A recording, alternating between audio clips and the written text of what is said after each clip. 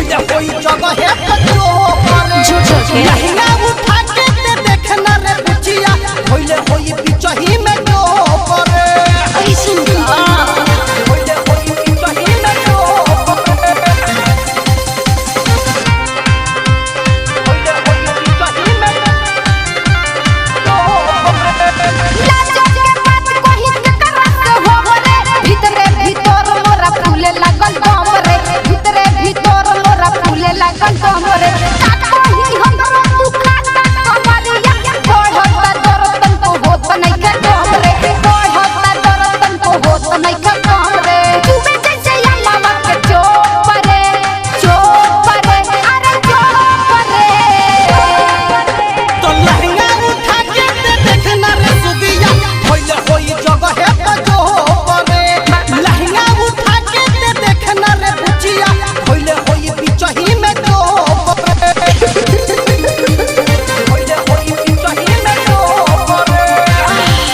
Mahakal recording studio pandal चौक नरकटियागंज। होइले होई पिचही में जो करे सुनील पटेल ये दरदियो ना पूछे सुनील पटेल ये दरदियो ना पूछे चंचल सुरेंद्र के बतिया कनवा में हमरा कांटा बन के चुभे कनवा में हमरा कांटा बन के चुभे लवली खतरी को ये पिया रो परे जल्दी रो परे अरे रो परे तो लहंगा उठा के ते देखना रे सुगिया होइले होई जगह है पजो करे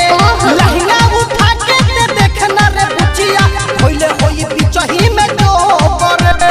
कोई ललहनी रोकनी हम करे लहंगा के नीचे से लल्ला लो झोरे चुमे लगन ठोपे ठोपर अरे ठोपर रे